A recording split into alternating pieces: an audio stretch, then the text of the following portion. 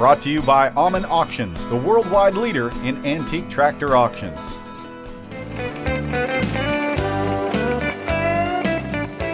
Well, a big show like the Florida Flywheelers doesn't happen without a lot of hard work by a lot of volunteers. And leading those folks is the president of the Flywheelers, Hank Swank. Harry, tell us your thoughts about this big show. Well, you know, this is the biggest we've ever had. Of course, we bought this property in '97, and every show we've had has been bigger than the one before. And we, of course, have the village up here, and we have the flea market, the exhibitors area, and we have the tractor pull track. Harry, I was going to ask you about the Antique Village. You have 240 acres totally at the showgrounds, but one of the most unique things is this Antique Village. If we walked through it, what would we see? Well, we have almost 50 buildings, well over 50, maybe almost 60 in the village, and we have everything from the church to the schoolhouse to the slaughterhouse. You have a mercantile?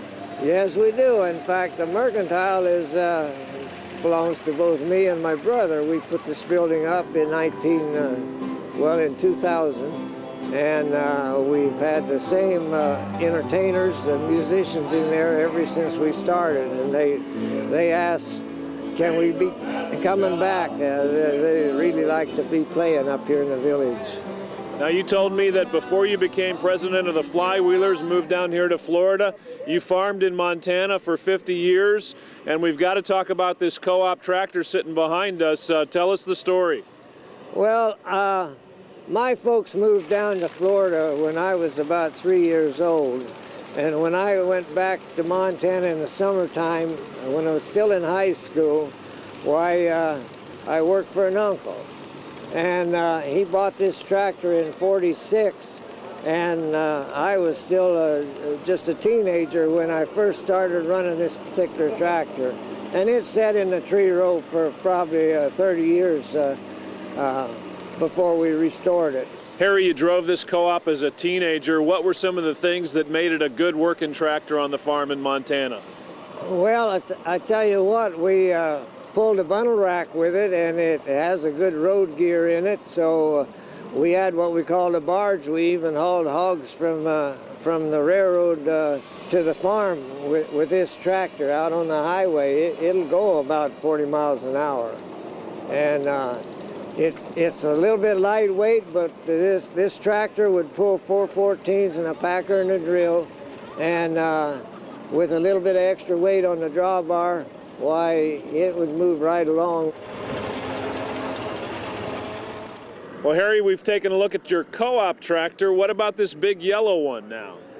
Well, the big yellow tractor, that was the last Cockshutt tractor made before Cockshutt was united with the other companies, Oliver and the White and Minneapolis company. And we had bought this tractor new, and it had a power takeoff, and it was used for a baling tractor and also a plow tractor.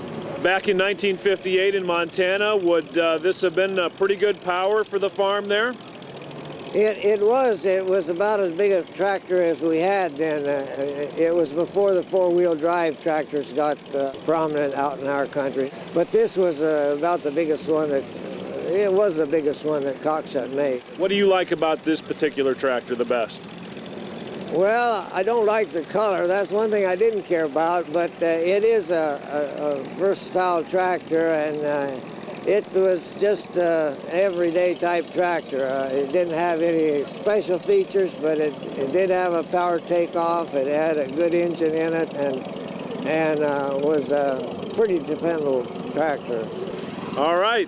Hank Swank serving as president of the Florida Flywheelers, but he still finds time to drive a tractor around the showgrounds now and then.